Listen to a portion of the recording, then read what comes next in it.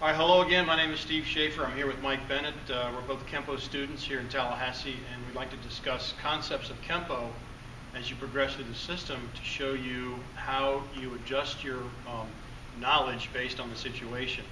One of the things a student learns is how to understand and recognize a fight as it develops in terms of range. So you have outer range, in range, you have contact penetration and contact manipulation. Well, as a student progresses, starting at the yellow belt, there's several techniques that help develop their sense of martial understanding as it relates to range. So we'll start off with the very basic push, attempted push attack. As Ed Parker developed a system, it's empty hand up until the senior belts. So right now we're dealing with just empty hand attacks. In this case, we'll start off with pushes. So the first one, it would be yellow belt. So Mike would attempt to push, and in this case, it will be a double hand push to the chest. Go ahead and push, and he hits me. So he checks me off. Either I fall or the fight begins. Now, Mike told a story earlier off camera where people would get into your face, and then as he pushed, as I push, because he's in my face, and then in comes the punch. So that's kind of how it fights. So people can use a push to start the fight, because he's in my face, and then as I push him away, here comes the punch. All right, so basically he suckers me. So pushes can be dangerous as a starting point for a fight. So as you learn your basics, you end up doing what's called master key motion, and one of those key things is an inward block. Okay, it doesn't have to be an inward block; it could be an inward motion, or it could be an inward strike, and we'll get into that earlier. But for the purposes of this technique, it starts off with an inward block because he's coming in on this line, and I'm going to ward them off, use my other master key footwork to effectively attack the joint of the body, which causes a slight interruption to his height zone, and then I kick the groin, and then I cross out. All right? So that's the first thing of aggressive twins. So I block, kick the knee to help break the height zone, and then I work the groin with the front kick. So when you're practicing basic motions, aggressive twins as a basic yellow belt concept teaches the student how to put together his motion of inward to get away from the attack. I step back, great distance, go after a vital target with my side kick, and then I step through forward into a front kick. So I put it all together. It's a little more dynamic.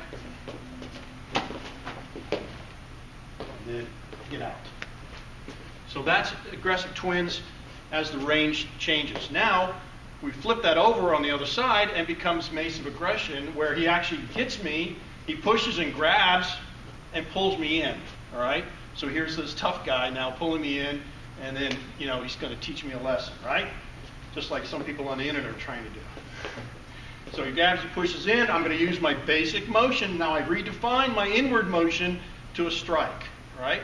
And then I clear. Oh, there goes another strike. So I'm using circular energy and then linear energy to as an inward-outward action against vital targets with a person pulling me in. So the range changes now to contact manipulation,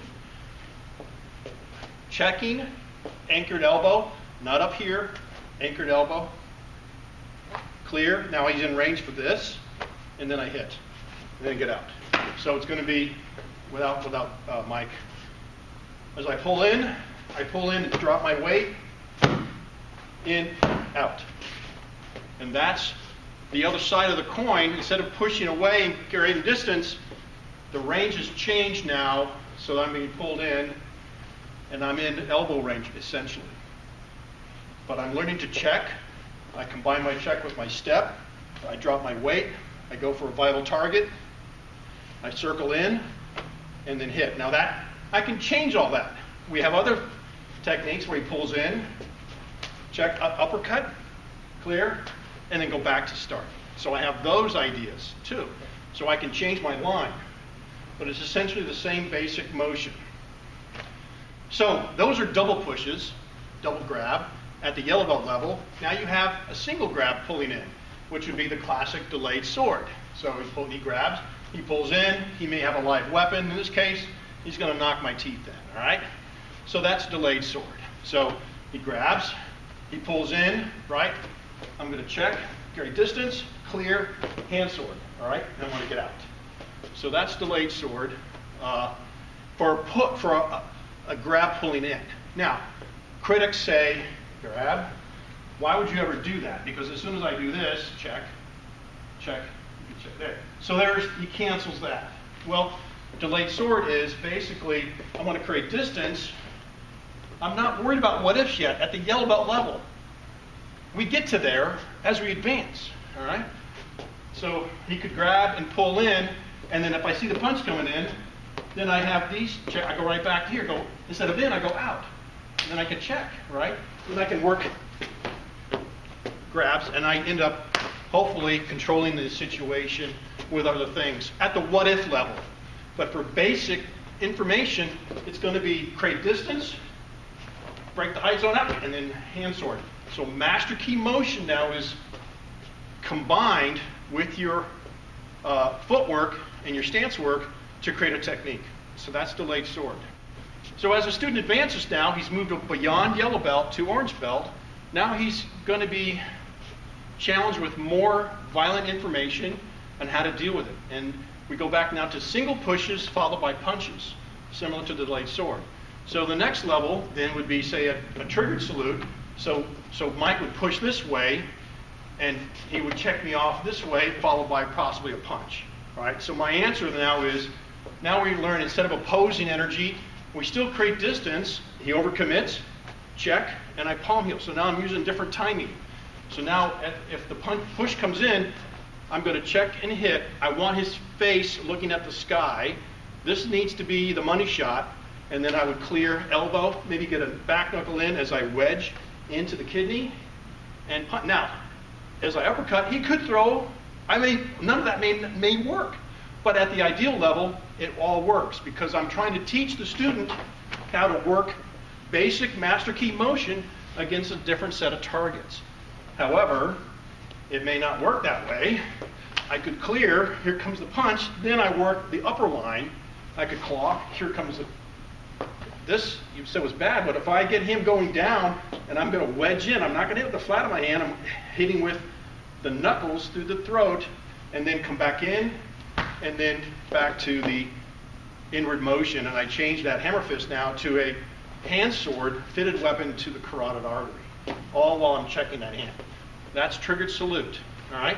The other side of that would be now glancing salute. Instead of this way, he pushes this way, and I get hinged off there, all right? So pushes, these are different options off the same push.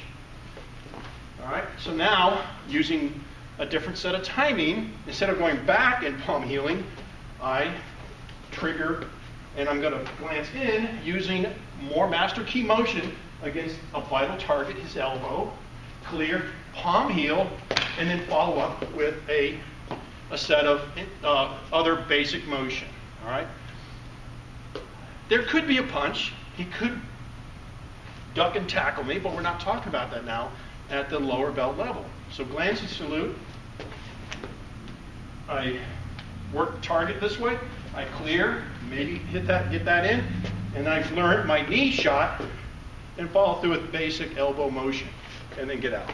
So this notion that Kempo is not about fighting is incorrect because the student is learning how to deal with different ranges and different scenarios.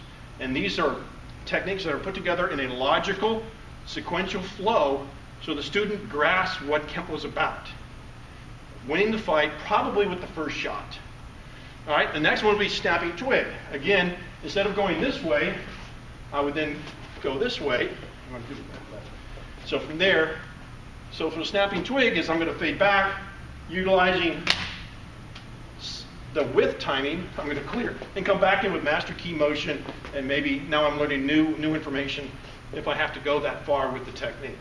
All right. So snapping twig is I don't let him get in the grab to pull in because I want to create distance. Mike overcommits, spring the elbow, go for the carotid, jaw hinge, and then if he's there, if he's not there, good. Mike just gave me a knee shot to the nose. So his body change, I change with it. And that's really the point of techniques as you continue to develop your skills. That's orange belt level information as you progress through the system and how the ranges change. All right, we're back with Chris Frost. We're going to go over now the next level. For about a year now, you've been training in Kenpo, you've learned some basics, and you've got your some understanding of range. So as we talk about pushes, so for Chris, in order to get a range and get into me, you know, remember, he's out of range, and then he's in range, so he's close enough to touch me, and I can touch him, and then this now becomes contact, you know, penetration, contact manipulation, all right? So those are the different ranges. Well, at purple belt, now you've got a little bit of experience. You don't let the man touch you. So we go over pushes, and we get out of range. So let's back up a little bit. So as he comes in and pushes, I'm going to step back, and if I'm aware and I have my awareness with me, we're in a fight mode, I'm going to come back, and I do parting wings, all right? So that's a basic pattern. 1, 2, 3, using torque and going after different targets of the body. So in parting wings, then I ward off the floating ribs, maybe the carotid, check, and then stick them. All right, so that's parting wings. The other one would be, now, I don't have the luxury of stepping back. I may have to, in order to beat action, I have to meet it. So he pushes. I'm going to come up with a thrusting wedge approach and maybe pull him into an elbow.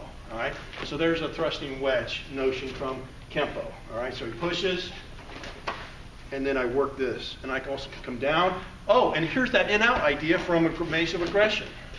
So I can also add that, but he may not be there. So this may work. I may get the eyes in, I may not, but I'm going to pull in, and then get this elbow in this way, right? And I could actually do delayed sword motion if I wanted to, or come back with the lockup, again, and doing another range on the attacker. I'm not limited by 1, 2, 3 timing anymore. So that's thrusting wedge as an idea of meeting action. The other one is he's going to push, I get back, my hands are up, I don't want to fight, buddy, what are you doing? He pushes, and I back off, and I kick him with long range weapon, all right? So here, and then I take that out with a hooking wing action, using again the basic master key motion that I learned at yellow belt. But it could not, maybe it starts as an attempted tackle, let's say. So, right, and then here comes the attack. All right, so it may be an attempted tackle followed by something else. So hooking wings has value as a different line. Remember, as we discussed earlier, as you progress through the system, you're taught different lines of attack. I could push here, I could grab here, it could be this, pulling in. Now we're going to talk about, now it could be double push followed by wrist grab, all right? So he could push, and then I get out of the way, but now I'm, you know, my hands are now pinned, so now we have double wrist grabs. Again, I use, the lesson from the technique is to, you want your hands on top, you're working the weakness of the thumb, maybe a wrist release, go for a vital target, and then I could double push to the floating ribs, or because it's line change, I make it a single, basically back to parting wings, all right? So here's, by the book then would be ward off, neutral, slide to cat, vital target, double push.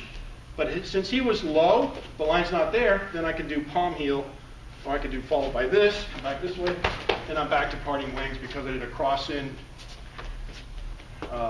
step through. So anyway, that's begging hands. So that's the doubles as you advance in purple belt. So now we talk about different ranges. Now he grabs pulling in, all right? So now we have, you know, this problem, and now we want to go, now we change our timing to check, strike, kick at the same time, right? Now I can also grab and then get into lockups based on the range. So that's the conquering shield.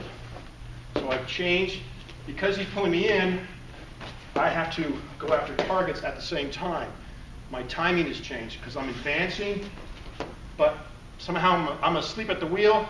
I got to worry about that punch. It could be coming in, I don't know. Then I have to change, you know, and follow up doing something else. The idea is to end the fight as quickly as possible. So now I'm doing conquering shield. Another one would be another grab. He's going to be grabbing with both hands. So I'm going to grab, counter grab in, pull in, punch, clear, and then do a linear shot there, which is the darting mace. So now I have two hands against one of my limbs. So I still have this hand, so I'm going to pull. He's committed to this pull. I'm going to maybe pull me into a wall or whatever, or some other people. So I settle, I establish my base, get into strike mode, and then effectively do the self-defense maneuver as taught by darting mace.